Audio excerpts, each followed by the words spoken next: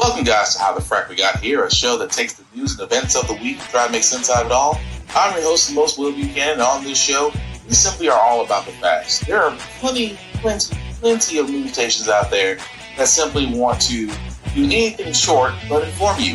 Here at How the Frack We Got Here, that's all we believe in. We go after the lefts, we go after the rights, we go after the middle and independence, we go after all sides because there's more than one side of a story to everything. And you need to know it all in order to actually formulate your own opinion. And that's what we try to do here at How the Frack We Got Here. Thanks for listening, and hold on. It's going to be fun.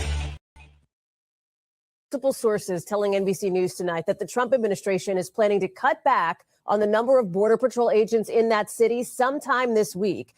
And the man who's been leading the immigration crackdown there is expected to leave tomorrow, too. This is after the president and the Minnesota governor, Tim Walz, today talked on the phone. The president said, as you can see here, that the two seem to be on a similar wavelength.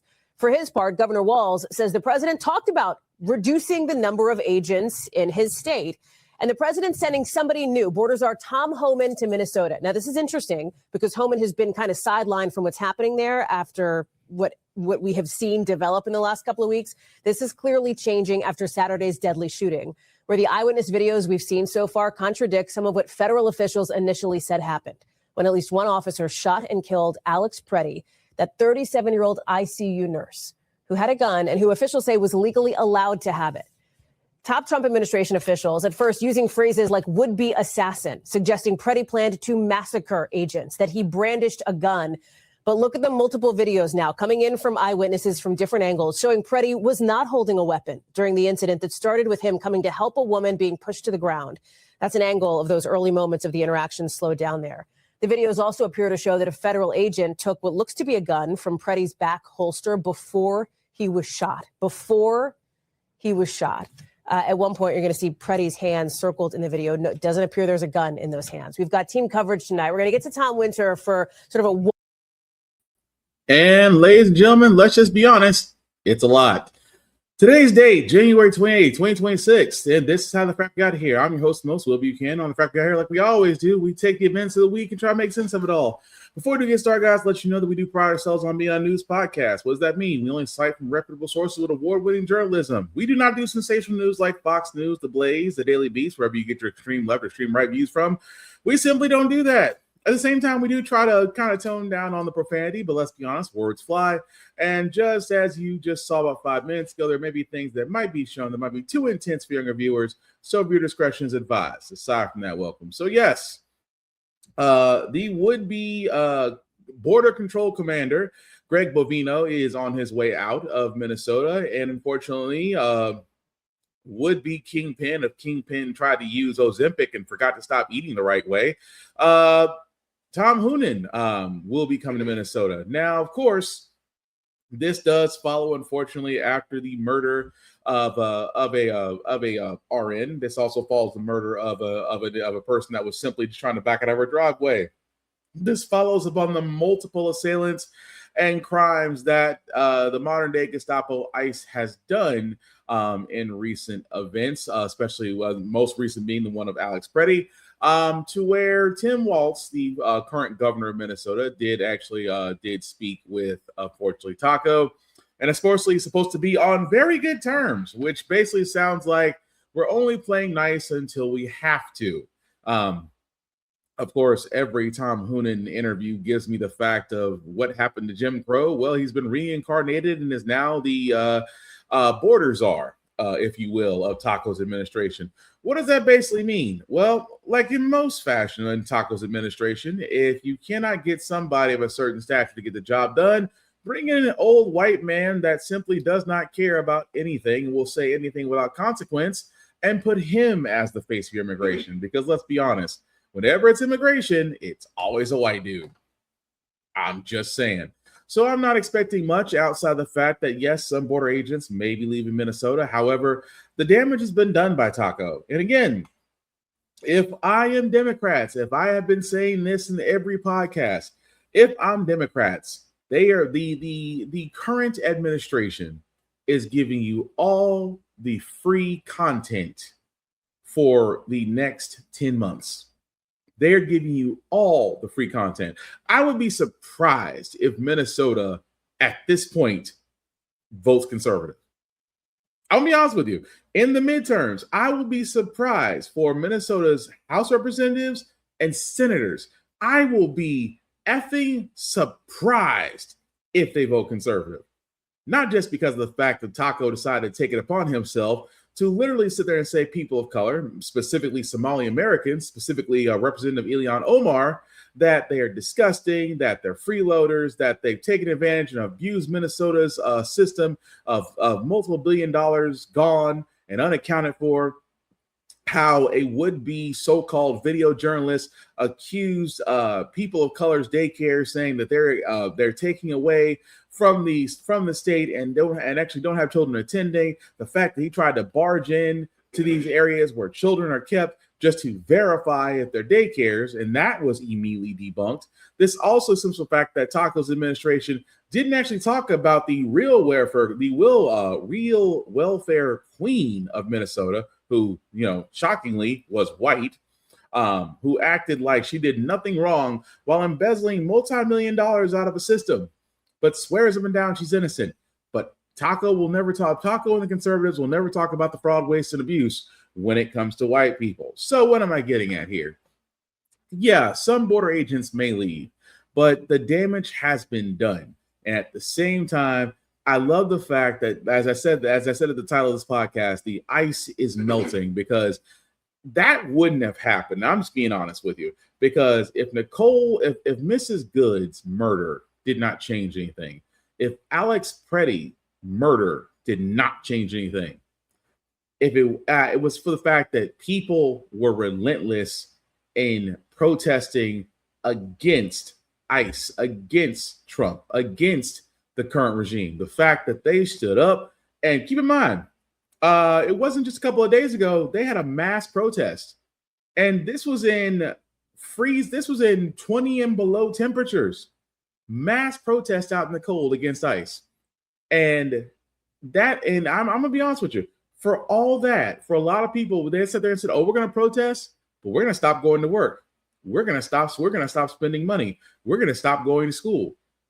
And I always find it funny that if you look at A Bug's Life, if you look at Star Wars Andor, if you look at practically any movie, if you were born after 75, every movie was always about resistance.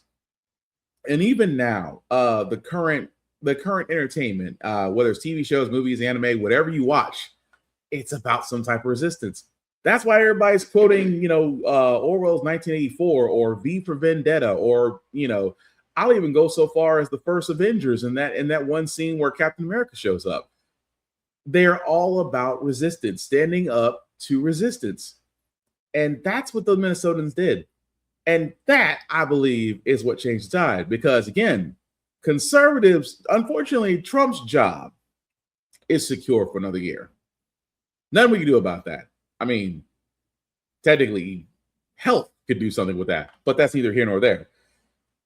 As far as his presidency, can't stop it. But the senators and representatives 10 months from now are fair game.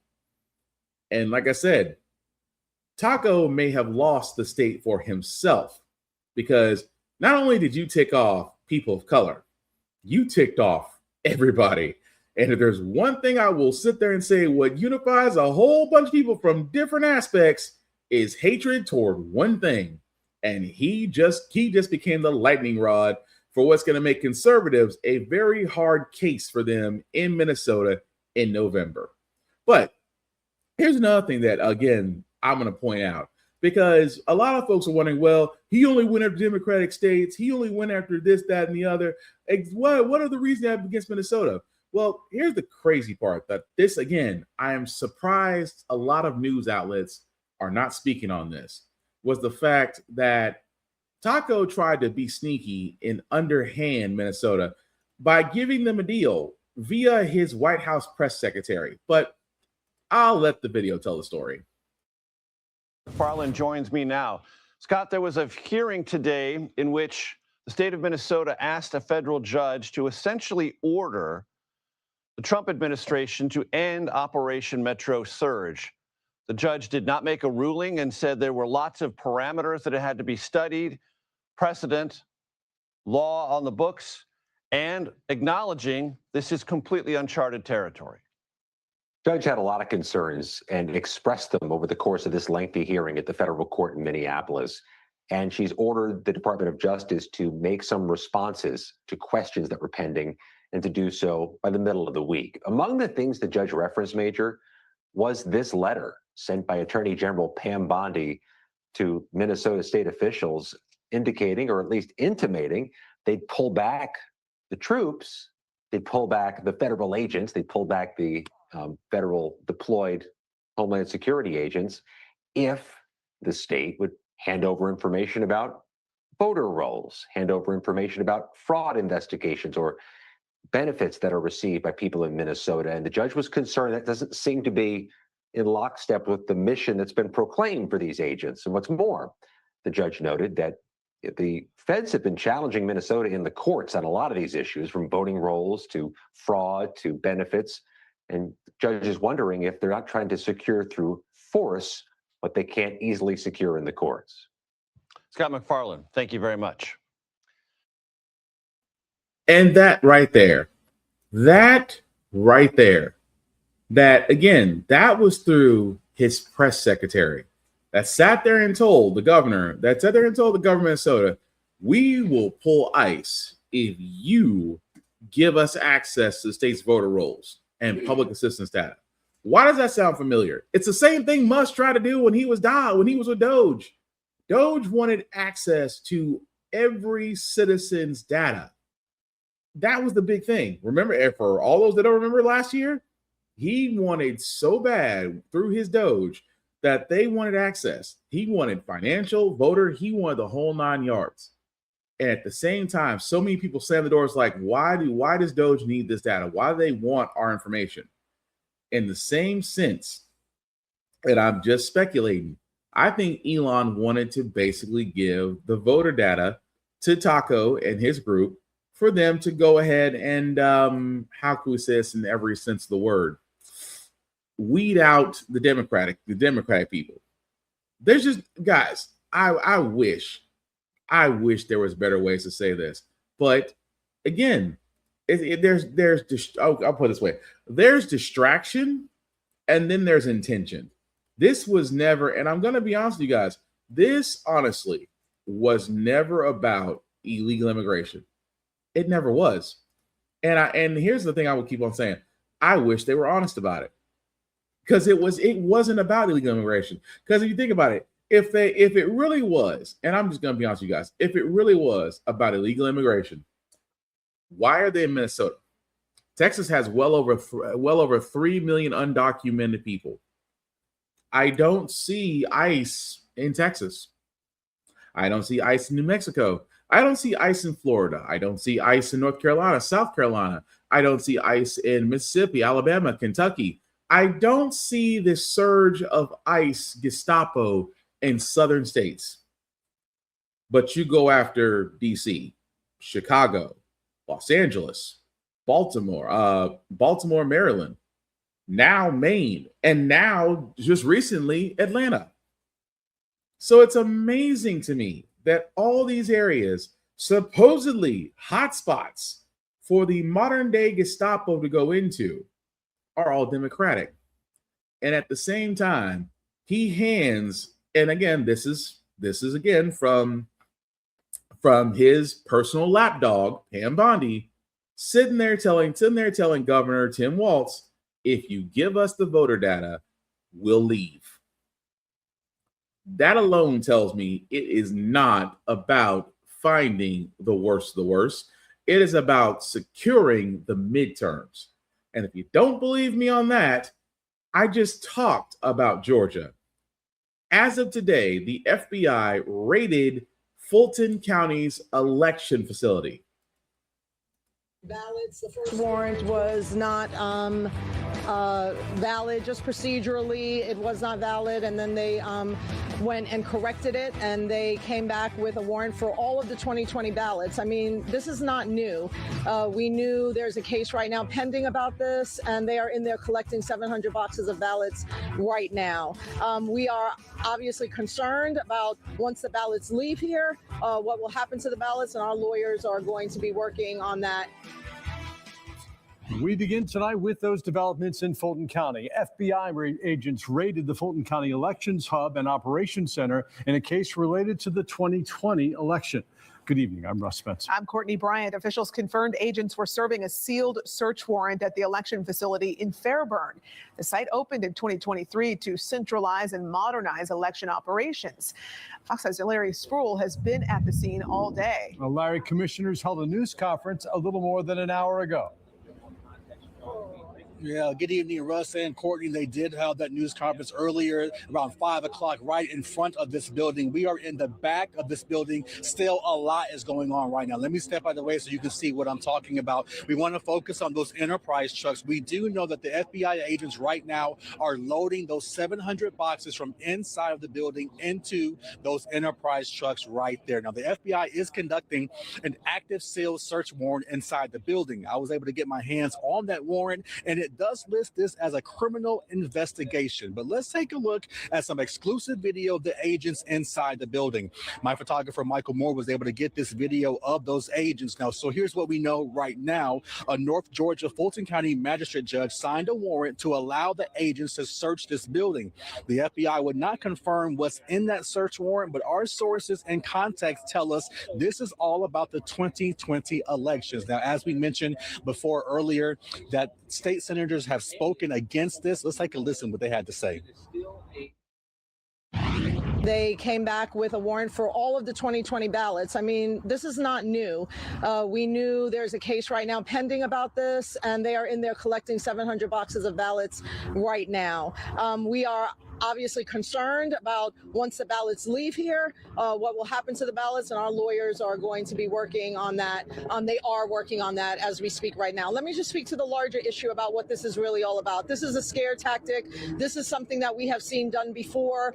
This is to instill fear and chaos, something that, our officials at the national level are doing on a daily basis. And this is not a surprise for us here in Fulton County. This is absolutely crazy.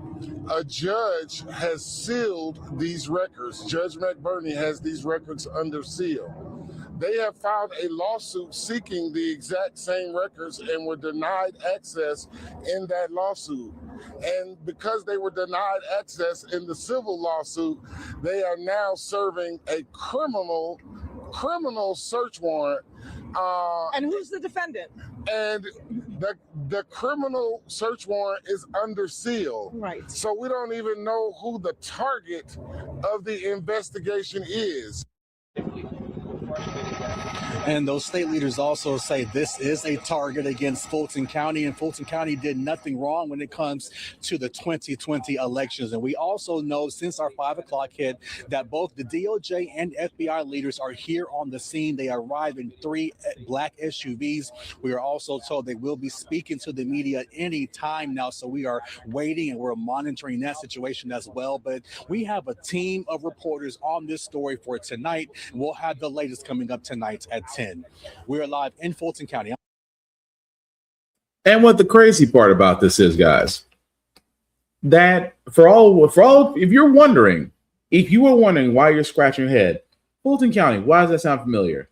Because that was the case of the election interference case and the previous election with Trump. Remember that case? For a lot of people who don't know, there was a certain prosecutor that he went after.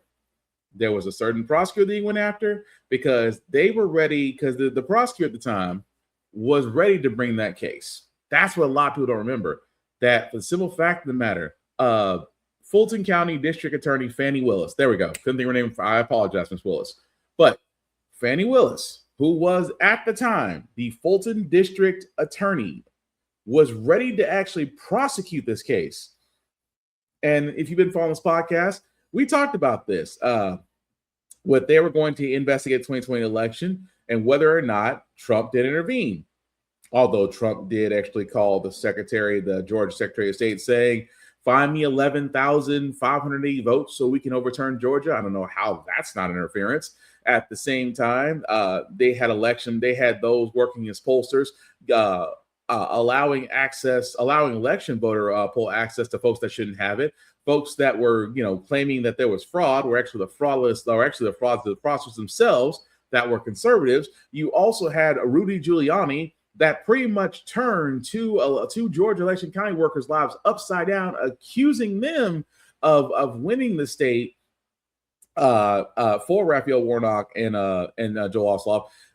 And yet their lives turned upside down, which thankfully at the end they did win a judgment. Giuliani is broke as hell, but they did win that judgment and got their names cleared.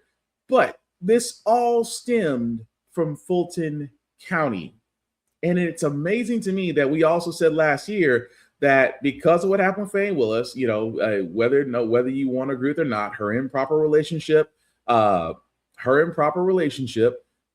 her prosecutor, with a fellow prosecutor, then it was that case got pushed back. That case basically took over the main case, and then Trump's case was like, I'm running for president. I can't be involved in the court case. This will harm my election, and somehow it got pushed back and pushed back and pushed back.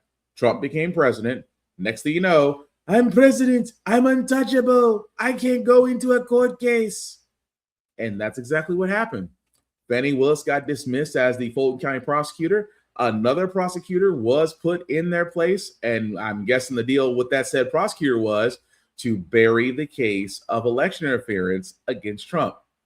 So now, this is basically guys going in there and saying, we want to do it. We want to invest. The FBI, which is led by Kash Patel, which is basically Trump's loyalist, an idiot, but we'll get to him momentarily. But all they're doing at this point, much like what they're doing in the case in Minnesota, they are trying to gather any evidence because this is just contingency planning. At this point, the Democrats would have to honestly frack up royally not to clean up the midterms. They would have to frack up royally. I mean, they would have to be so bad that folks would have to sit there and say the conservatives are a better choice. Because I'm going to be honest with you. If Democrats do this right, they will have overwhelming majority in the House and Senate, which is what Taco does not want. So this is the contingency. The contingency is we're going to take all the evidence that you can use against us and either suppress it or take it and destroy it or misplace it, because you cannot have a trial without evidence. Why are they collecting ballot information from a almost 6-year-old election? Because the Democrats could move forward with an indictment. And what do they need for that indictment? The evidence that's currently was sitting in that facility. In the same sense, every one of those ICE agents who either assaulted or did way worse, and I'm not going to go into it, but let's just say a lot of ICE agents should not be ICE agents for the stuff they've done to immigrants. I'm going to leave it at that. But for every crime that everyone did in this administration that can be criminally liable for, they are burying the evidence. And you have Trump's personal lawyer, Pam Bondi, who's in a very unique position. And I say unique position because she's the Department of Justice. And I'm going to get into that momentarily about Department of Justice for 2 decisions that they made. But I want to switch gears for a second. And like I said, I want to talk about the idiot Kash Patel. Why do I want to talk about the idiot Kash Patel? Because, again, this is going into the shooting of Alex Preddy, and he said something that I think a lot of us really should, when you hear it, you're just going to go, what the just watch.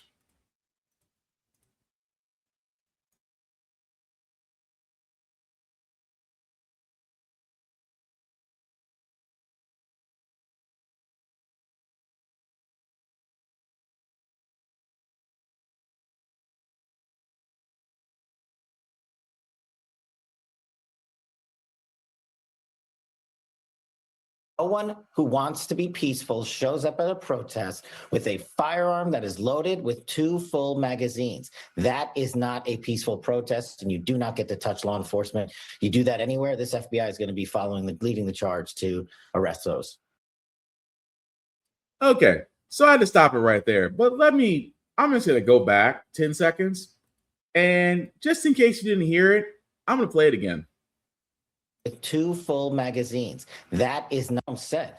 No one who wants to be peaceful shows up at a protest with a firearm that is loaded with 2 full magazines. That is not a peaceful protest, and you do not get to touch law enforcement. You do that anywhere, this FBI is going to be leading the charge to arrest those. So, no one, right? So, according to the idiot of the FBI, and hopefully soon to be removed, one can only hope, Kash Patel sat there and says, well, if you're going to a protest, you shouldn't be armed.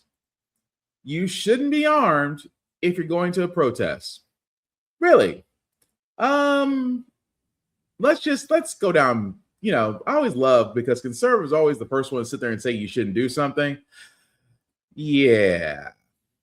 The streets of downtown Raleigh upset over the governor's extended stay-at-home order. CBS 17's Randy Ayala was there this morning. She joins us with a closer look.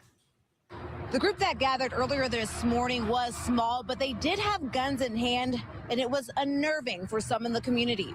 Take off your mask. Let me see who you are. A heated confrontation after a man who claims to live in the Oakwood neighborhood made it clear he did not appreciate the weapons on display. I want you to take your weapons out of my neighborhood. Then we can have a dialogue. This increases the danger in our neighborhood. Okay? And it's a hostile act. The protesters gathered at the Oakwood Cemetery before descending on downtown. Raleigh and State Capitol Police spread out throughout, preparing for any scenario. The governor's mansion completely gated off. I've been really upset to see police go and arrest business owners that just want to open up their business and put food on their table. The government has shut them down. We don't shut down the state for the seasonal flu. Protesters want Governor Cooper to lift the stay-at-home order and allow businesses to reopen. So why protest while armed? Even though we have the right to protest, and they don't dispute that, and we have the right to bear arms, and they don't dispute that, they said we're not allowed to do both at once, or it's a second-degree misdemeanor according to the state of North Carolina. In Raleigh. Oh, we have the right to protest. And we have the right to bear arms. The right to bear arms shall not be infringed. America.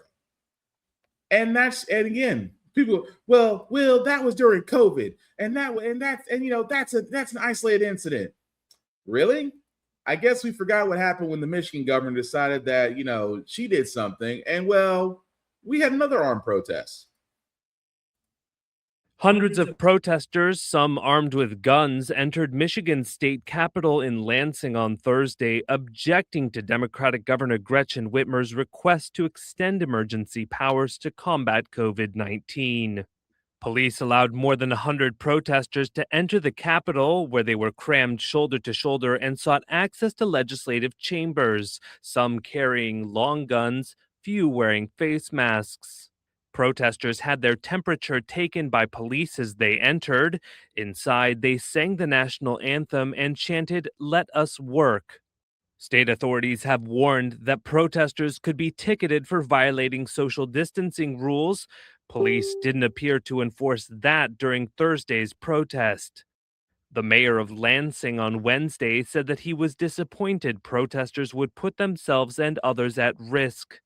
Democratic Michigan Representative Rashida Tlaib condemned the protest in a strongly worded tweet, writing, "Black people get executed by police for just existing, while white people dressed like militia members carrying assault weapons are allowed to threaten state legislators and staff."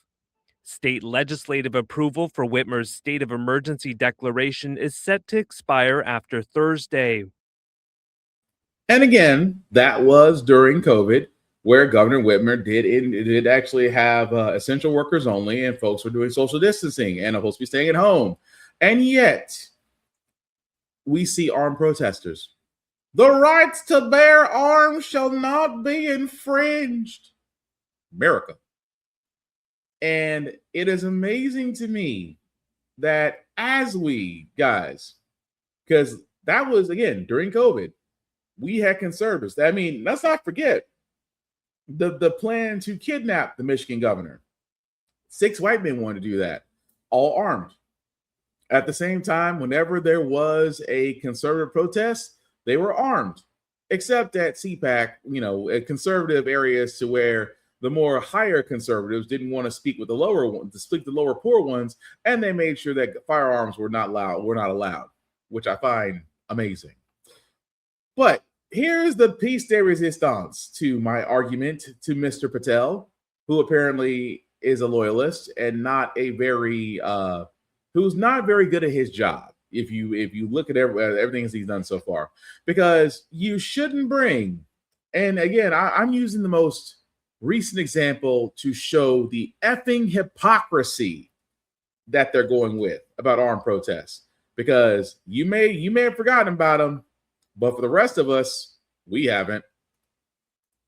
The Minneapolis shooting has renewed a debate over the Second Amendment and concealed carry laws, but this time the political roles are reversed. The right to bear arms has been a Republican Party big issue for decades. Conservative politicians have strongly defended the Second Amendment by successfully passing gun rights laws such as concealed carry in every state.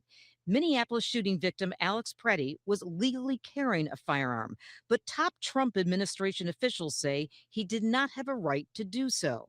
You cannot bring a firearm loaded with multiple magazines to any sort of protest that you want. It's that simple. However, President Trump supported Kyle Rittenhouse after he shot and killed 2 men who tried grabbing his gun during a Kenosha protest following a police-involved shooting. Some January 6 rioters were armed, and many Republicans supported this Missouri couple who pointed their firearms at George Floyd protesters. It's the height of hypocrisy, which continues out of the White House, scrambling to find some reason to show why these agents were justified.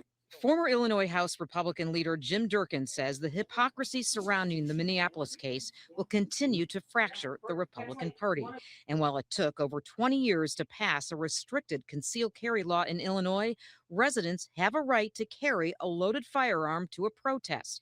Minnesota shares the same right. Mr. Preddy was not violating the law in terms of the Second Amendment. He had a constitutionally protected right, and the law in Minnesota did not prohibit him from carrying a firearm down there. But former FBI agent Rob Chadwick, who now works for the U.S. Concealed Carry Association, says the law gets dicey if the armed person inserts themselves in a law enforcement operation. USCCA and a growing number of Republicans are calling for a full investigation into Preddy's death. When you take that step and get involved physically in a law enforcement action, it is incredibly dangerous, and unintended consequences do happen. Meantime, White House spokesperson Caroline Leavitt says today that President Trump absolutely supports the Second Amendment for law-abiding Americans, but not for people who impede immigration enforcement operations. Okay, so let's think about this for a second, guys. That I can't believe that we actually have to say it, because Kyle Rittenhouse, that douchebag, and I say douchebag because it's amazing how they defended that idiot. They defended him, a guy who did not have the ability to buy the AR that he had. His mom drove him to Kenosha, Washington, and he called himself defending businesses that did not request his help. And what happened? He got in trouble. He killed somebody. And then he basically got to walk scot-free. And that was one of the greatest injustices right there.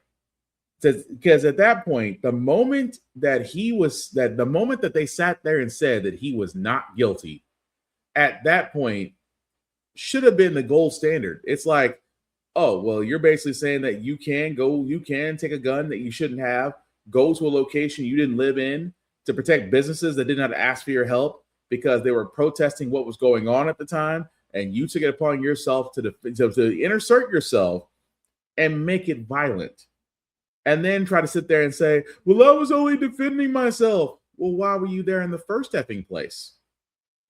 But what I'm getting at is, when they sat there and said he was not guilty, you basically said it was okay to be armed at a protest.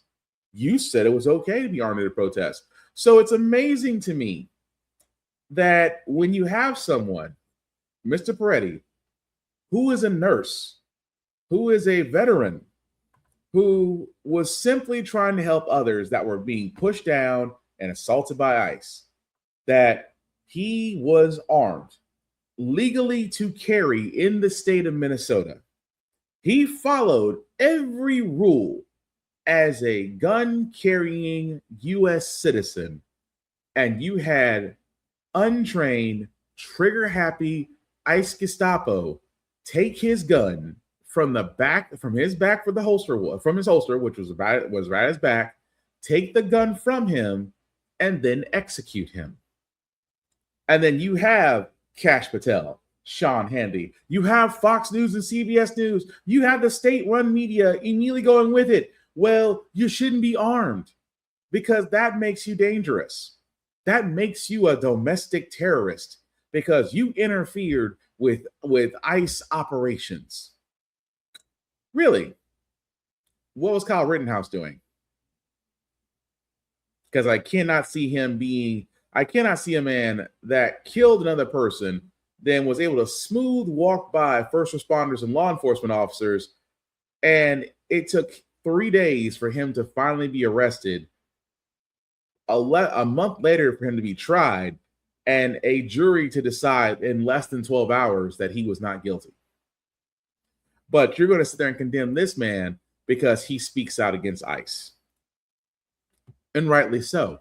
ICE has done more damage than they've done help. And that is why, guys, we have to be vigilant. But the whole idea, and I say this because whenever it comes to gun ownership, I always say it's about guns in America. They always say you have the right to own a gun, but you shouldn't own it at a protest. You have the right to protest and be armed, but you cannot get involved with any type of law enforcement. Although ICE is not law enforcement, I wish they really stopped saying that. ICE is not law enforcement. They are immigration enforcement, yes, but not law enforcement. Because they have pulled some shady stuff, even though they have been empowered by the current administration, even though they have been empowered by the Supreme Court, even though they have been empowered by those that be, to where it feels like they're getting a clean slate. They are not a law enforcement entity. And it's amazing to me going back to gun ownership, because as a black person and I own firearms, let me tell you something. It will never scare white folks more. And I say white folks because, again, I am talking directly to you. Not all you white folks, but you know the ones I'm talking about. It scares them when people of color have the same rights, have the same access, and have the same firearms that they do. Don't believe me? Look at the Mumford Act. Because again, Mumford Act, Los Angeles, California, Black Panthers armed themselves against local and state police. And the Black Panther chapter at the time was quite large. And they followed the legal law that they could arm themselves with shotguns and pistols. And they did so legally, to the point to where the Mumford Act was created. Now think about that. The only time in American history where people of color basically went for the same rights as white folks, and they had to create a law to curtail. They had to create an act of Congress to curtail that. So what am I getting at? I'm getting at the fact that there's suggestions for them and rules for us. And I'm sorry, that's exactly what it is. Because they want to sit there and say, oh, well, Peretti should have been armed. Well, neither should Kyle Rittenhouse. Neither should the protest when social distancing was happening, when COVID-19 was going on. when you simply thought the target or the target of the Starbucks down the street needed your single protection because you bought an AR from Bass Pro Shops and you wanted to protect them from those that might be looters, which kind of find out some of the looters were basically paid law enforcement actors. But you want to protect your Kyle Rittenhouse, but you'll condemn your Paredes. That alone is bullshit. But there is some good news out of this, as a woman who was accused of ramming federal agents, basically ICE agents, basically got her due. And at the same time, not only acquitted, but she's suing. And I'm happy for her. The case against Miramar Martinez, accused of ramming a Border Patrol vehicle, is dismissed. I just want to thank the judges, all the parents that supported me, everybody that supported me. I'm just grateful for everything. Martinez had been accused of ambushing federal agents in October when she was seen in this video in a convoy tailing them as they carried out immigration enforcement operations. The cars collided. Then an agent opened fire, shooting Martinez 5 times. The Department of Homeland Security labeling her a domestic terrorist, and prosecutors charged her with assault. These agents were lying about what happened. Ms. Martinez never rammed anybody. These agents hit Ms. Martinez. These agents jumped out and shot Ms. Martinez, a U.S. citizen whose only crime was warning her fellow community members that ICE was in the neighborhood. The agent who opened fire, Charles Exum, appeared to brag about the shooting in text messages showed in court. I fired 5 rounds and she had 7 holes. Put that in your book, boys. Asked about those messages, he responded, I am a firearms instructor and I take pride in my shooting skills. Defense attorneys said moments before the collision, a second agent in the car is heard on body camera footage daring Martinez, do something, expletive, before Exum swerves his vehicle into Martinez's car, then gets out and opens fire. The incident sparked protests on Chicago's southwest side. In a stunning move and without explanation, prosecutors decided to drop the charges, and the judge dismissed the case. It's been hard. Honestly, it's been hard. Like I can't sleep, but now I'm gonna go sleep. Her attorney suggested Martinez may now take legal action, and he hinted, George, there's a separate investigation going on to determine if that shooting was even Aaron, justified. this is just one example of the administration's actions running into trouble in court. We had the Comey prosecution this week facing real questions from. So, yeah, it's the simple fact of the matter, guys, that think about that. Imagine you being labeled as a domestic terrorist. Imagine that they shot at you, you somehow survived, and that you had to go through a court case to prove not only to prove that you didn't do it, but exonerated.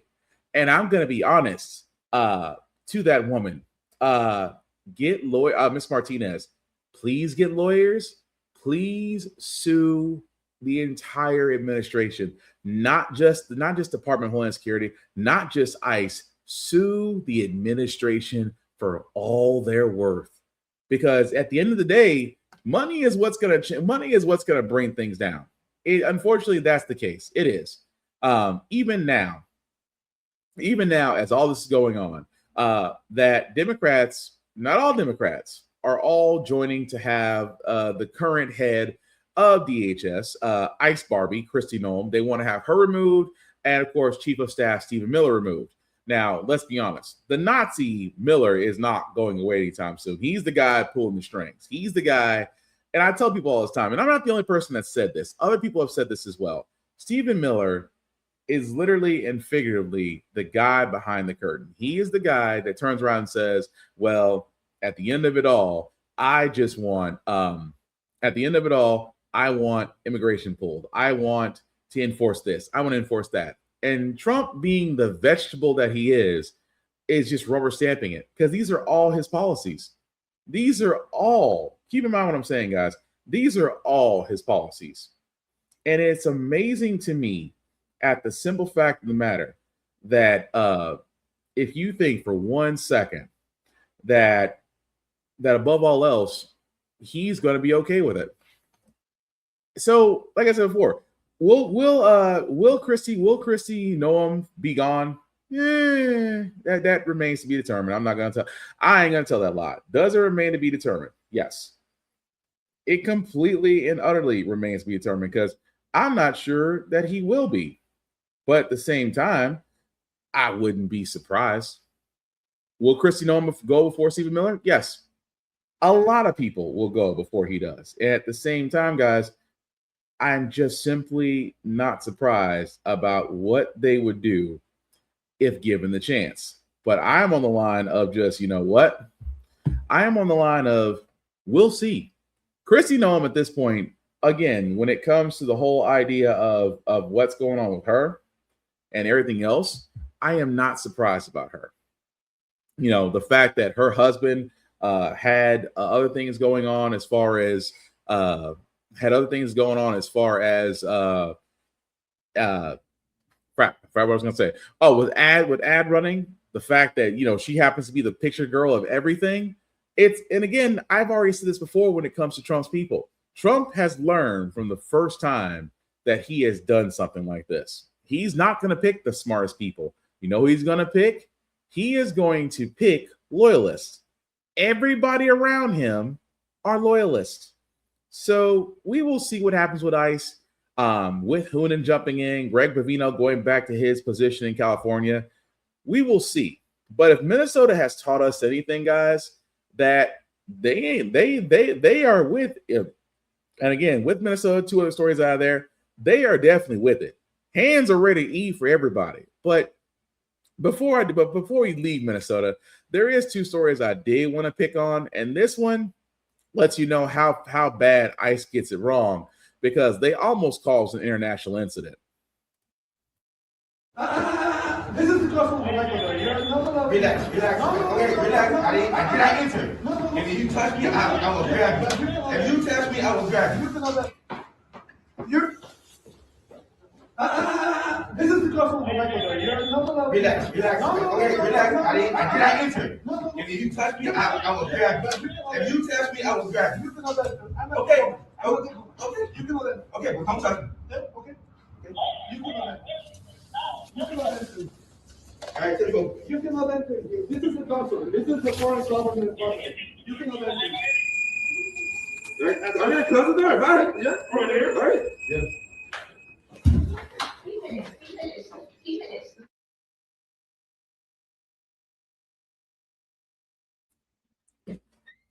Now, what's crazy about that, folks, is for the simple fact of the matter, right? That was the Ecuador embassy. Now, for all those that don't know about the Ecuadorian embassy, there's some things you ought to know. And if you don't know about embassies, I will gladly give you a 5-second tutorial. Embassies, if you don't already know, especially on U.S. soil, are not U.S. soil. They are foreign soil. You might see a Somalian, you might see French, you might see UK, you might see, XYZ. Just understand that if the country has an embassy in the United States, it is seen as foreign soil. Local police cannot cross, FBI cannot cross, ICE is learning very quickly they cannot cross. Why? Because they are basically considered diplomatic areas. No-go fly zones. If a U.S. person was crossing into one of these areas, into one of these embassies, and they were not invited, that is literally can be seen as an act of war. And what is the ICE agent trying to do? Trying to enter an area where they have no jurisdiction or authority whatsoever. And guys, I am pointing this out. That is how you have an international incident waiting to happen. And the guy and the guy was right. Here's the crazy part. The actual person at the end of it all was right. He sat there and said, "You cannot enter here. I'm ICE." And so we got water. We're good. You couldn't enter. And he kept telling them that. And the person on the other side of the door for the embassy was right. Because had that ICE person entered in and tried to enforce U.S. laws, Ecuador wouldn't be too freaking happy. An international incident would happen, which goes to show you that whoever is at the hiring practices for the FBI, Department of Homeland Security, and ICE should also be fired, along with everybody else that they've hired. But the other story that we have before we move on from Minnesota, guys, is that Representative Ilhan Omar. Guys, if you haven't seen this story, that just I think we'll say last night, she was speaking at a town hall and someone decided to spray her. I just want you to pay attention for 1 second how she acted, because I think Representative Omar, I think she had hands ready to eat for everybody.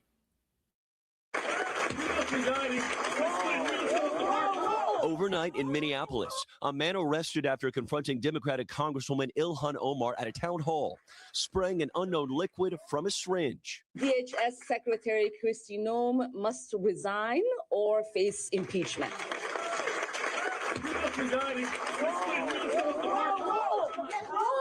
President Trump, who has often publicly attacked Omar, telling ABC News overnight that he hadn't seen video of the incident, adding, she probably had herself sprayed. Knowing her, Omar posting, quote, I am okay. I don't let bullies win. And tensions are running high throughout Minneapolis over the Trump administration's immigration policies, with new details emerging.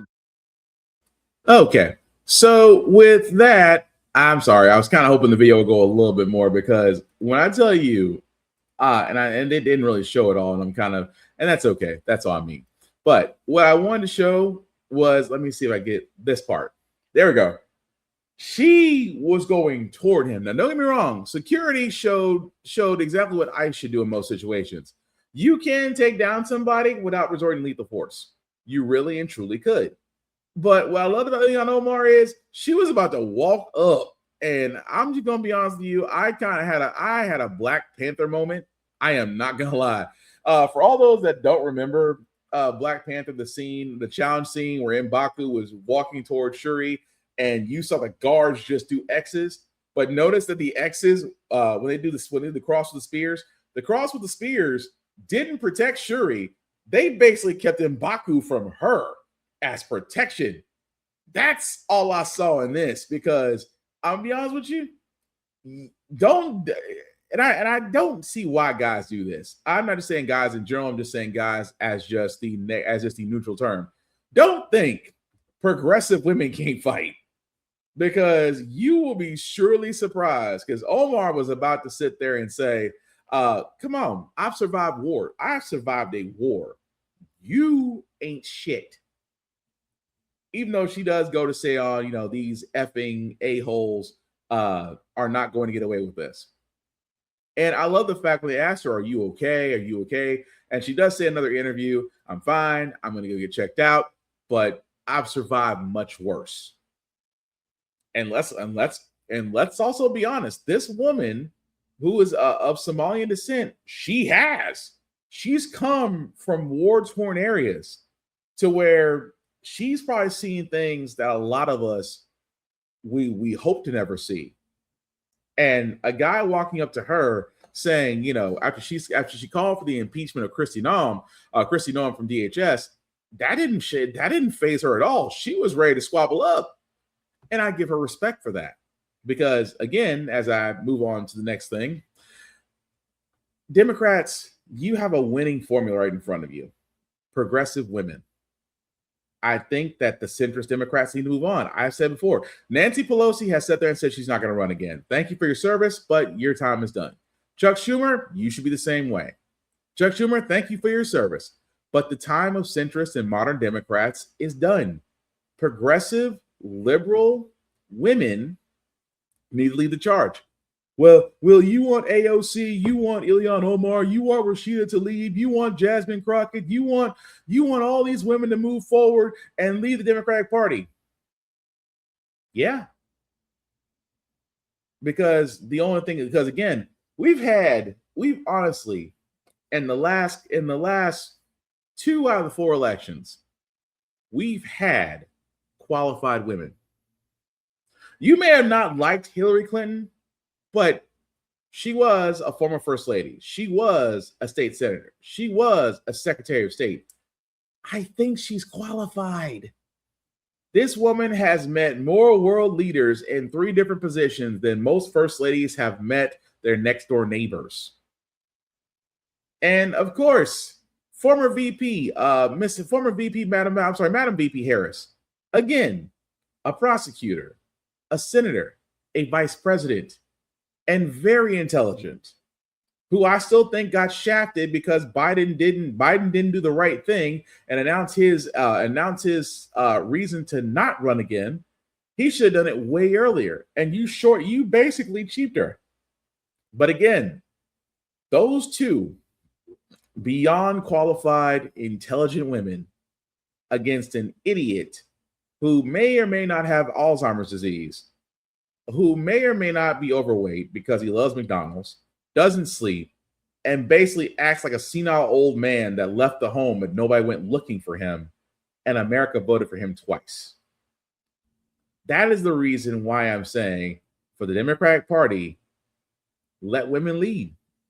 Other countries have shown having a woman as prime minister, or as president, or as the top leader in your country will not make your manhood feel any different. I can't follow a woman. And yet every other country out there has had a woman in a presidential or prime minister or leadership role. And those countries are still standing. Miss me with the bullshit. That being said, guys, we do have a couple of DOJ stories. I know we got a lot, but we know we're running through it.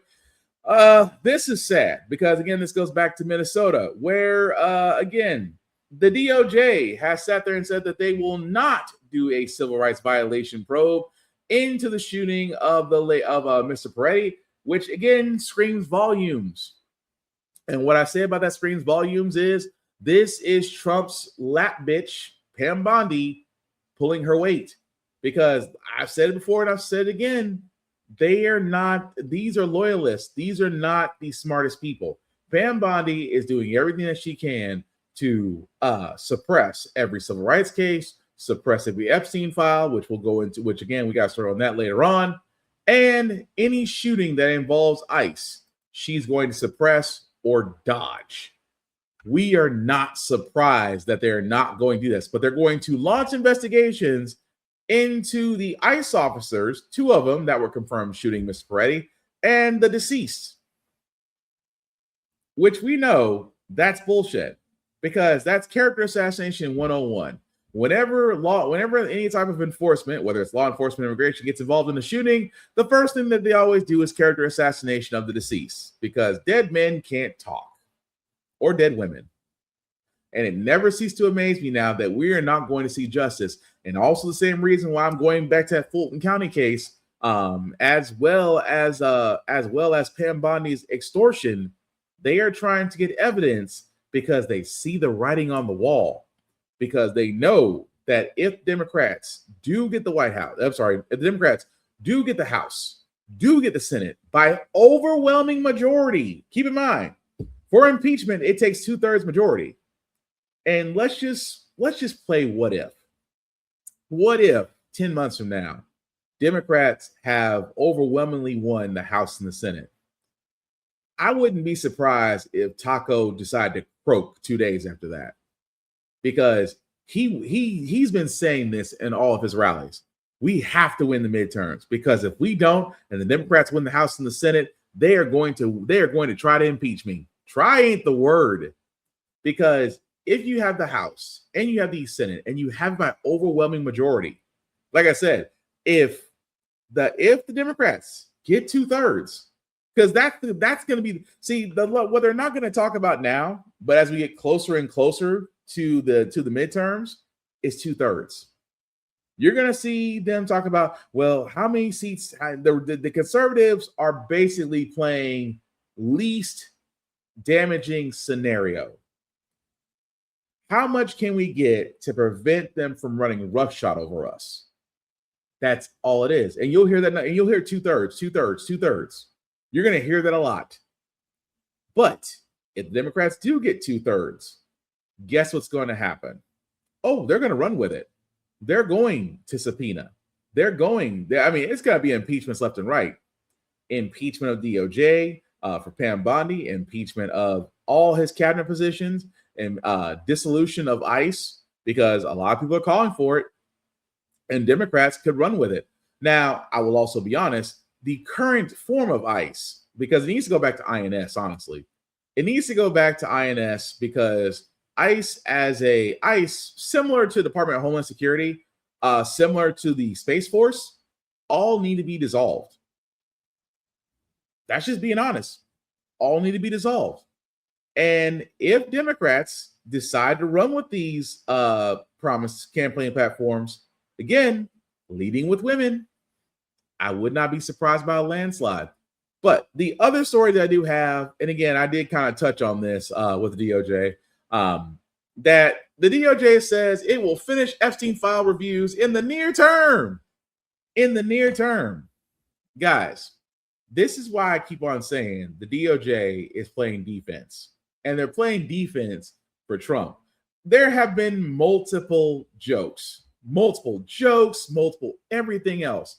Oh, what is in these files that Trump is scared of? What is in these files that he has to do distraction after distraction after distraction, and folks aren't going to let it go? What is in these files that is so bad that he is basically saying, you better win the elect, you guys better win the midterms, or my ass is impeached, or worse, in jail? And I'm just saying, the fact that the Department of Justice, who by court order was supposed to release all files, have come up with excuse after excuse after excuse after excuse.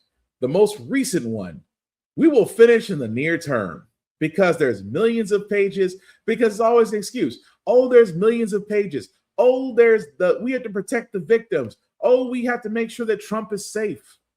We have to redact these files. We're going to give you some. We're going to sit there and say, oh, here's a picture of Bill Gates. Here's a picture of Bill Clinton, AKA Bubba, because we know Trump loves him some Bubba. But here's the thing. We could care less about the distractions.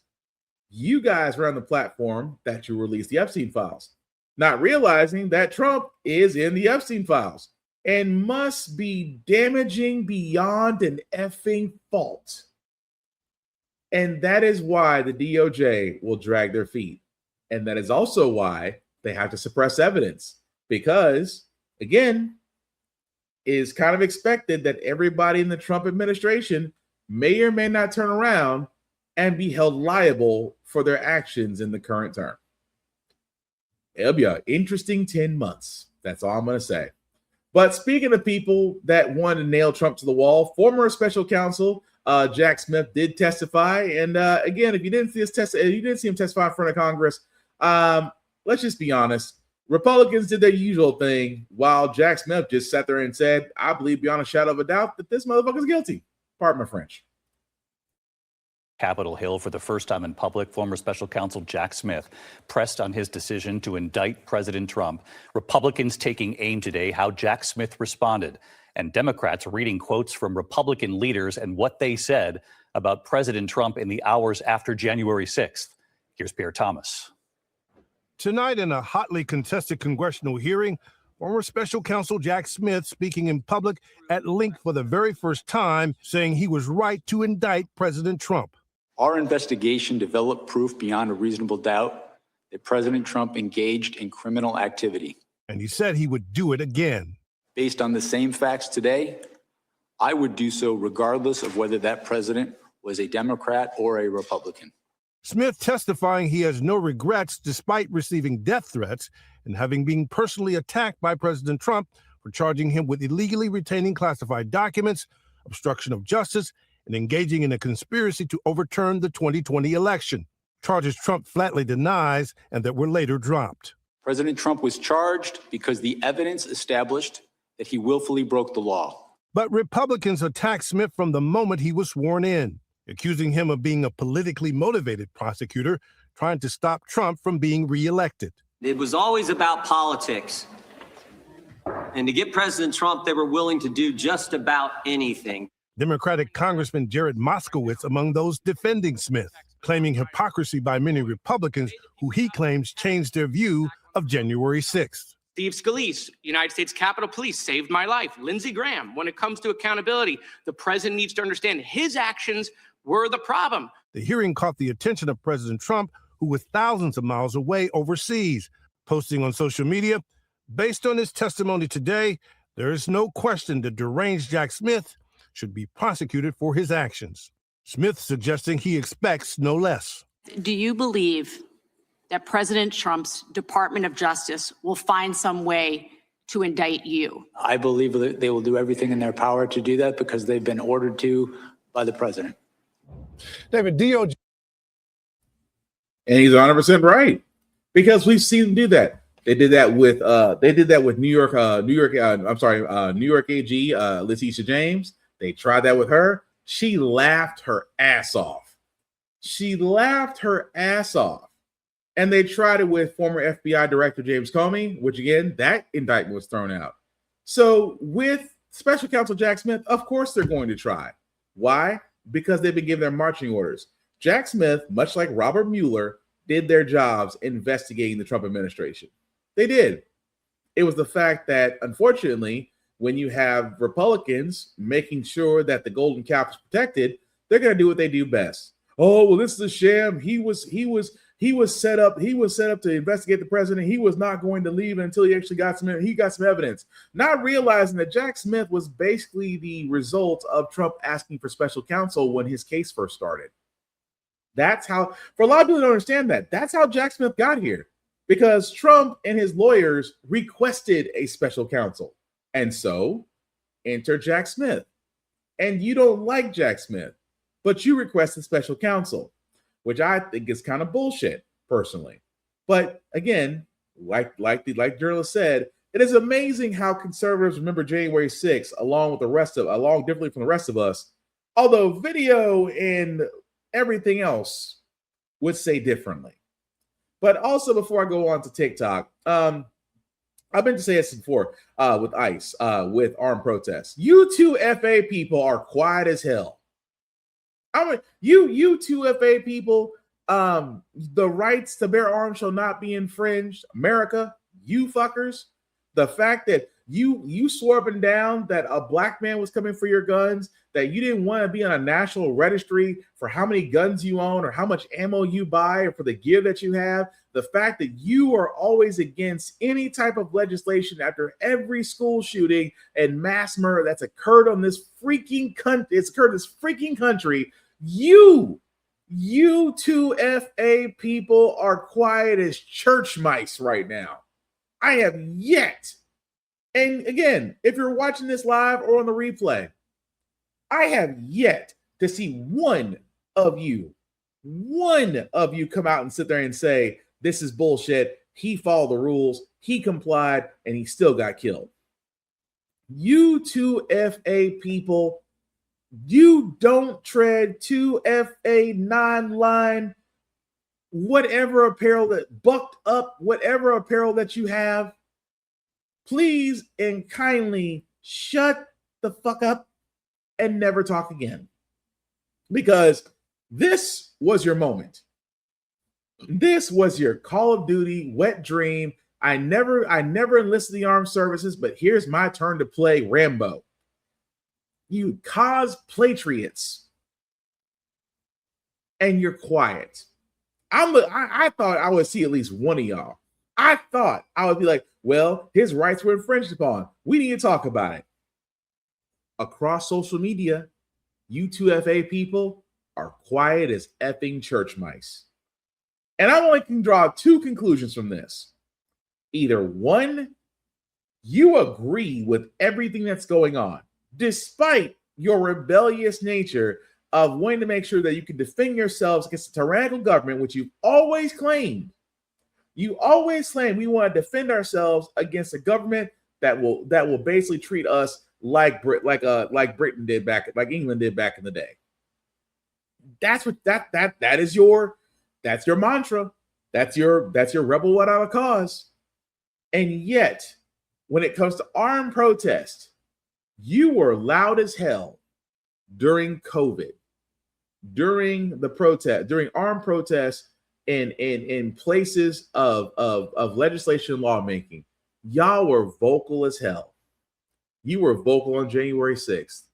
But now in Minnesota, where, again, a registered nurse, former combat veteran, was armed legally and complied, got executed, and all of you fuckers are silent.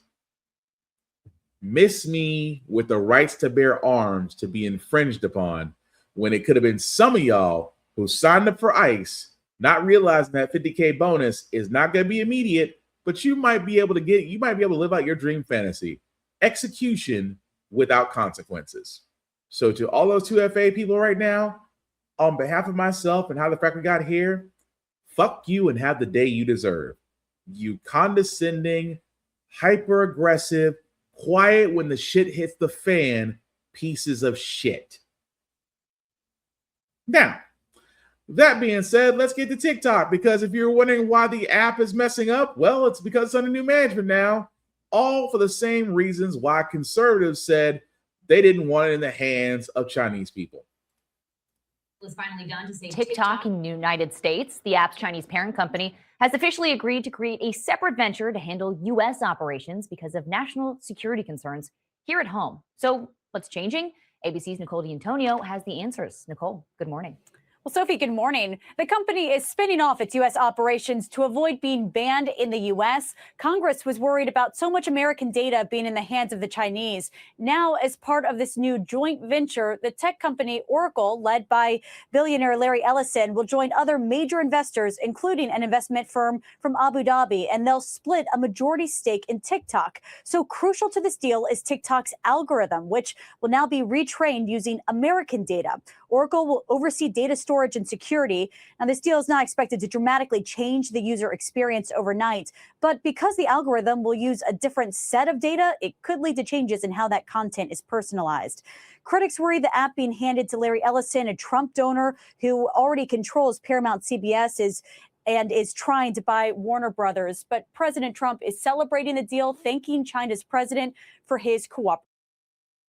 So I'm going to point this out. If you're wondering if you're on TikTok and wondering why the app is crashing, that's why. But it is amazing to me, guys.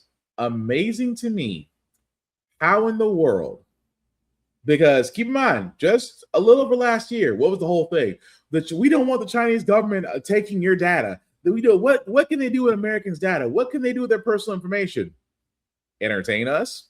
Because initially what TikTok was what Facebook was. Facebook and Instagram and Snapchat and every other thing was. It was freedom. They couldn't control what you saw. Much like in Facebook, you ever seen your feed? Pretty much full of ads and people you never want to see. Same way with Instagram, same way with Snapchat. TikTok was really the free place to where you actually got to hear different things. You actually got to see a lot of people actually thrive. You actually got to see some things happen, and at the same time, it was literally and figuratively refreshing. But what happened after that? Oh, conservatives came, because here's the thing: the government hates competition. We do know that they get our data through all social medias. All social medias they can control. They didn't control TikTok. ByteDance did, a Chinese company. So this whole thing of, well, they can use your data to get this, that, and the other, and we just cannot allow that as Americans, so we're going to block TikTok. Hence the block. Unless you have VPN. Hence the block. Folks were outraged, devoided of their TikTok accounts. People who actually were commissioned and had their own business off TikTok, hindered and things of that nature. And what happened after that? Well, enter Larry Ellison and Oracle, who, if you haven't noticed, are doing the exact same thing that conservatives were arguing that a Chinese group was going to do. So I just find it funny where a lot of people are saying, well, it's been real, TikTok, because TikTok is no longer unique. It's the same as Facebook. It's the same as Instagram. It's the same as Snapchat. And I can keep going down the list of every social media app that's in the US, because those are bought, paid for, and compromised. And TikTok just joined the parade. But hey, it was fun while it lasted. Thank you for your service, TikTok. Now that you're Americanized, well, you'll be the next Vine. Moving right along, guys. Health insurance CEOs were also at Capitol Hill. Why? Because we need to know about the high cost of health insurance. As you can sit there, the CEOs of Cigna, of United Health Group, let me make sure I get this right. United Health Group, CVS Health Group, Cigna Health Group, Advanced Health, and Ascendium all before the House Energy and Commerce Committee, basically saying, look, we know what we have to, we know, guys, that we have discussed the cost of, because you guys are about to remove the premiums, which will make healthcare prices skyrocket. You guys have to understand. You guys really have to understand. Us as CEOs with golden parachutes and exorbitant packages, we don't answer to our customers. Our customers, we could care less about. It's our shareholders. That is what every CEO out there will wish they could say, but they won't say. Because again, when it comes to healthcare costs, and I keep saying this all the time, healthcare in the US is a for-profit system, and that's the problem. It is amazing to me that the same healthcare costs that are in Canada or in Mexico or any other country that has modern medicine are vastly lower. Like, for example, people wonder why some people don't want to have kids in a hospital.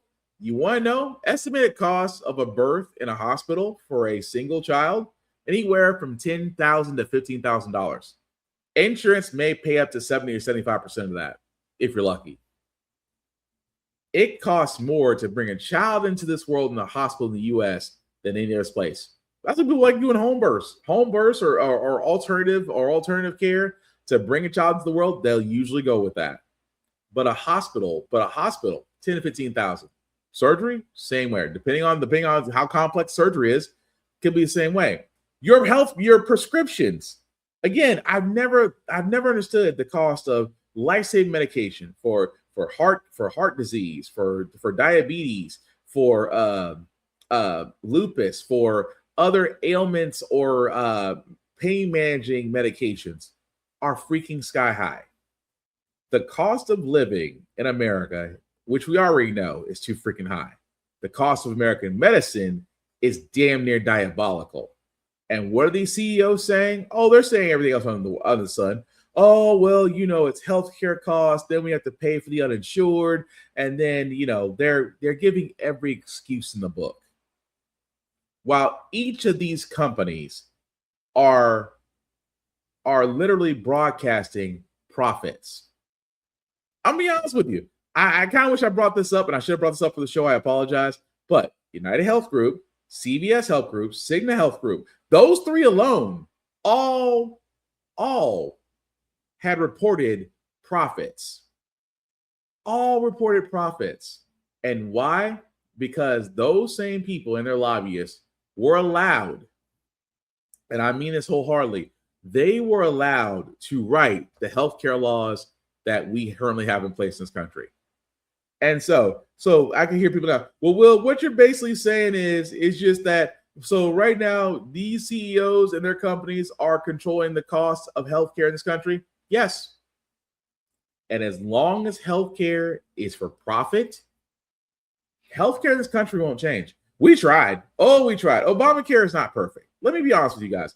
Obamacare is definitely not perfect. It's not. I will be completely and utterly honest about that. Obamacare is not perfect. It was a start. It was just like the DREAM Act. The DREAM Act, because we sat there and said about immigration, the immigration system needed to be fixed. Why did it take a black man to be president to finally introduce an act like the DREAM Act, to finally introduce a path to citizenship? And what happened? Republicans shot it down. Keep in mind, Republicans have not produced a immigration reform package since ever. Unless you want to count Trump and his gold cards, in which Nicki Minaj, I guess, owns one now, but you just paid a lot of money for a paperweight. But what I'm getting at is Republicans have yet to introduce a health care plan. Trump's concepts of a plan, as he wants to give you money, but do nothing about the cost of health care, does not hold these healthcare companies liable. Because when it comes down to the cost of prescription drugs, it'll always come down to an argument between the healthcare companies and the pharmaceutical companies that make those drugs. It'll be like mom and dad want to blame each other, but honestly, it's equal faults in the divorce. That's the point I'm getting at. And you, being the American taxpayer, are so worried. Like these days, you get worried to get sick because maybe getting sick might financially bankrupt you from the cost of care. But like I said, whenever they bring the CEOs in front of the House Commerce Committee and ask them why costs are up, I wish, and I say this all the time, I wish those CEOs would held their foot to the fire. I used to work for Cigna. Like, I'll be honest with you, I used to work for Cigna. I can't stand the current CEO of Cigna right now. I honestly think he's a piece of shit. I do. But at the same time, almost every CEO of a healthcare company is a piece of shit. Because whenever you hear them talk, they always talk in dollars. They talk in dollars, they talk in profits. What they don't talk in is customer care. To them, CEOs, all they care about is profits and shareholders. That's what keeps them in their cushy, luxury, golden parachute if you needed profession. While the American taxpayer is trying to figure out, do I pay to go to the emergency room or do I pay rent? Do I pay for this prescription or do I let the car payment lapse? Do I get the insulin for my daughter or do I pay her tuition?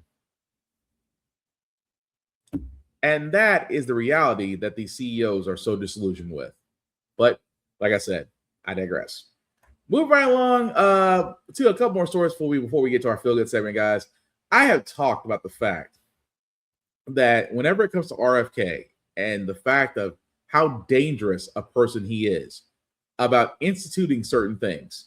Well, I am not surprised about this one. And what I mean about this is, remember I said a while back where RFK was like, why does a child need so many vaccinations before they turn age 2? And he talked about the fact of, well, and then this is also before, Tylenol causes autism in pregnant women. And he had to walk that back when science again showed him that he was fucking wrong. Well, in this case, remember when he sat there and rolled back protections for vaccine guidelines?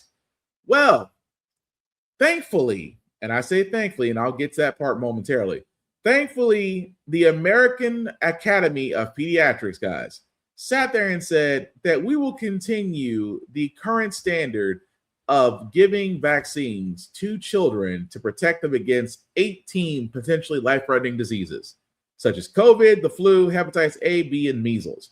Keep in mind about measles, because keep in mind, the American Academy of Pediatrics is going against what the CDC was doing with the CDC's new guidelines. Now, I am glad, because I've sat there and said before, I trust the science, okay? I trust the science. I trust doctors. I trust medical researchers. Why? They have been trained. They have done the medical school. They have done the residency. They have been board certified meticulously. So I trust them in their education that they know what they're talking about. I don't trust RFK because RFK is not a doctor. He's never been a medical researcher. He's never worked in the medical field. He's never been a nutritionist. He hasn't been any of these things. He is just a Kennedy with internet access, unfortunately a cough that will never go away, and too much time on his hands. That's all RFK actually is. With that being said, he said that, well, we don't need that many vaccines and that leave it up to the parents to make a choice. Well, here's what happens when you leave idiots up to a choice from an anti-vaxxer. In the country 25 years ago. Ann Thompson joins me now. And what are local health officials there saying? They're very upset, Tom, because this is a new high for South Carolina and the nation. Since Friday, the state has added 89 new measles cases, bringing the outbreak total to 789, surpassing the 762 cases in Texas last year. 2 children died in that outbreak. There are no known deaths in the South Carolina outbreak, which is centered in Spartanburg County. Officials say it was first reported among some families who immigrated from Ukraine in recent decades. That county has a vaccination rate of just 90%, which is below the 95% threshold for herd immunity, Tom. So let's think about that for a second, folks. Let's think about that for a second. RFK sat there and says, we're going to roll back some mandated vaccines. And what happens when you roll them back? Measles comes back in full force. Why? Because parents, and I say this, let me say this. I'm going to say this the best way I can without, because if you're an anti-vaxxer, fuck your feelings. I don't care about you. Anti-vaxxers are dangerous. You know why anti-vaxxers are dangerous? They're the tinfoil hat community. They believe every vaccine has something in it that can harm a child, stunts its growth, creates autism or whatever. They believe all these things with next to nothing in evidence. And I say next to nothing. Sometimes they'll type up a paper that they swore up and down, but really came off Reddit, but that's a whole other thing. But imagine parents who are anti-vaxxers who go against physicians' recommendations and say, no, I don't want my child getting that. And what happens? Measles comes back. Smallpox comes back. Diseases that we thought were gone are making a return. Why? Because parents who are anti-vaxxers are pretty much declining shots for their children. And I've said before, and I'll say it again, I've never understood that. Unless there is a medical reason that a child cannot get a vaccination, in which the doctors usually go over that. I'm sorry, but when it comes to my children, oh, they're getting all the shots. You want to know why? Because when you get all the shots, you don't get measles. You don't get hepatitis A. You don't get hepatitis B. You don't get smallpox. You don't get chickenpox.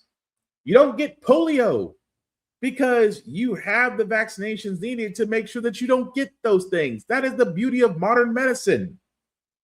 But also, I'm not an anti-vaxxer, because I actually do listen. I like to listen to doctors and go off the science. Anti-vaxxer people, y'all can do what nature intended. Shuffle off the mortal coil, if you will, because you guys are introducing a dangerous precedent. Because a lot of people say, well, that's the whole point of vaccinations, isn't it? That my child to be able to go around your child and not get sick. That lets me know that you have next to nothing knowledge on how vaccinations work and how biology works. But the fact that there are nearly 800 cases in South Carolina for a symptom of a outbreak that I thought we would never see again rise back up, and it can only be because of anti-vaxxers. So with that being said, folks, please listen to your doctor. Please don't listen to RFK. Please listen to those who have the experience, the know-how, and the knowledge and education to back it up. Please do not listen to a guy who could not clear his throat if he had Ricola on an IV drip.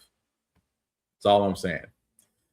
But the next to last story that we got, guys, I felt the ways about this one because when it comes to Kanye West or Ye or however else he calls himself, Ye has always did the things that gives him attention. I always call him a person that was pretty much locked in the sunken place, because at this point, he's pretty much got his own condominium, bunker, and cul-de-sac. That being said, let me just play the video before I actually give my actual thoughts on this. The rapper formerly known as Kanye is apologizing today for, in his words, reckless behavior. He took out this full-page ad in the Wall Street Journal, Ye did, titled, "To Those I've Hurt," going on to say he is not a Nazi or an anti-Semite and that he loves Jewish people. You probably remember over the last couple of years, Ye said a lot of anti-Semitic things, a lot of racist things. At one point, he sold T-shirts with swastikas on them. He had previously apologized for his anti-Semitism, then took that apology back before this apology now. And in this ad, he says his behavior stems from an undiagnosed brain injury caused by a car crash he was in 25 years ago. We should note the timing of this here, just a few days before his 12th album is set to drop. Chloe Malas is covering this one for us. I think some of the reaction has been interesting to this too, including from the Anti-Defamation League and from others as well. You know, Hallie, it's complicated. I have covered Kanye West for 17 years. And when I was at CNN, I did, a really in-depth report at the time that Kanye had planned to name an album of his Hitler. I think that a lot of people are struggling with this public open letter, this apology coming from Kanye West, because like you pointed out, Hallie, he has apologized in the past. And in this, he writes, to those I've hurt, he says, bipolar disorder comes with its own defensive system, denial. When you're manic, you don't think you're sick. Everyone else is overreacting. But I will say that Kanye West, now Ye, he has said multiple times very publicly that he does not suffer from bipolar disorder. He's actually said that he suffers from autism, or that he has autism, that he has other issues, but that this was not one of them. So he was very public about saying that he did not suffer from bipolar disorder. And now he's saying a few days before his new album is coming out that he is not a Nazi, that he loves the Jewish people. And it makes you wonder, is he being sincere? It's all come down to him wanting to sell albums, Hallie. Yeah, Chloe, and the ADL saying to the New York Times that the truest apology would be for him to not engage in anti-Semitic behavior in the future. Chloe Malas, lots to watch on that. Okay, so like I said, usually don't cover Kanye because, again, actions speak louder than words. And when I first heard about this, I was like, okay, do I think people can change? Yes. I do think that if you're truly trying to change and be a better person and trying to make amends, you got to go in and do the work. Obviously, you're going to do the work. Will it take time? Yes. Beyond a shadow of a doubt, it will take time. That being said, what bothers me about that is that, you have an album coming out. And that's the part. And again, that doesn't bother me because that's what they usually do. Oh, I have an album coming out. Please tune in. Please check it out. I'm so sorry for all the things I did. Please come back, run my streams up, buy my album. I'm used to that. What I'm not used to is the level of excuses. Oh, I was bipolar. Well, I was manic. Well, I was autistic. Here's my thing. First and foremost, those are things that you just don't casually throw around. There are folks out there that are bipolar. There are folks out there that do go through episodes of episodes of being manic. There are folks out there that are autistic, and depending on where they are on the spectrum. Those are things that you just don't throw out there just because they seem like little nice catchphrases. That's where I'm skeptical. See, I was with that until I'm like, no, you're doing this for attention. And that's the problem. And what Kanye is basically what America is when you finally realize we give the wrong people way too much attention and we really should be giving them all the isolation in the world. Because I see people now, well, will you wait? What if Kanye's sincere? He's not. Remember how he acted crazy to get out of Adidas and he turns around and says, gotcha. I acted this way so I can get out of whatever legal thing I was in, but I'm free now and I can sell. People don't forget that. And like I said before, with Charlie Kirk and his untimely deletion off this earth, your words will outlive you. Kanye's words will most certainly outlive him, but at the same time, it's going to be hard to prove that you're trying to turn a leaf if all you're trying to do is turn records. So again, let's just say when it comes to Kanye West, yeah, I just go back to a person that was, he drunk his own Kool-Aid and now he realizes, oh, it's time to refill because I got albums coming out.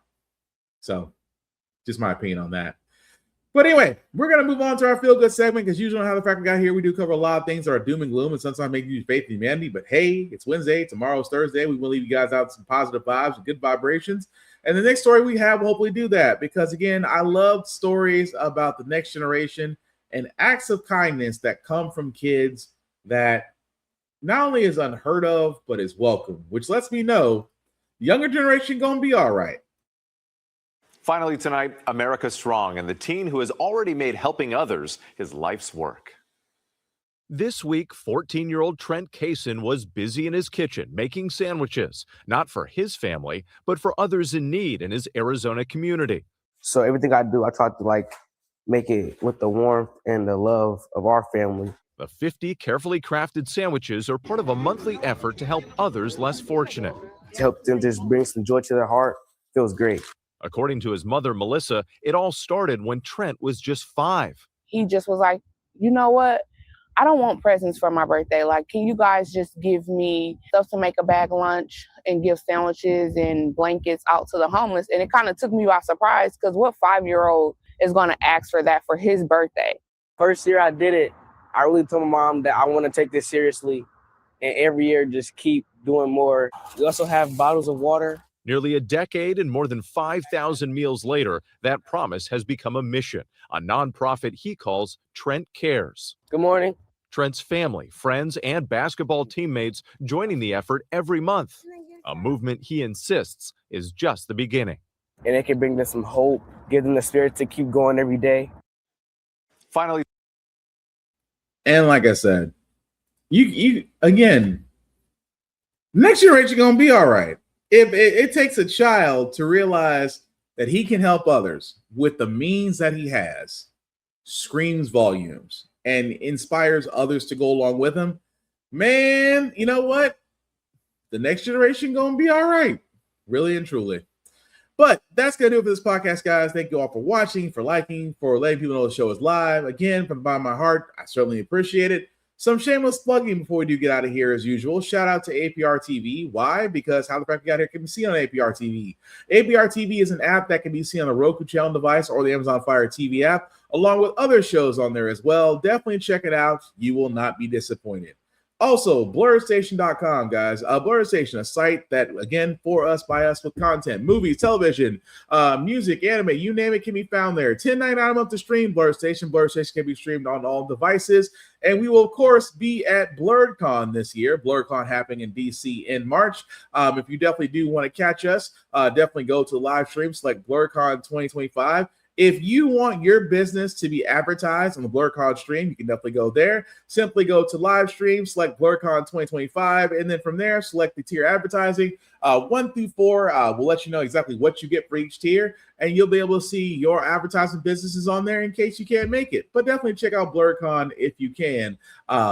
Definitely March of this year. You will not be disappointed.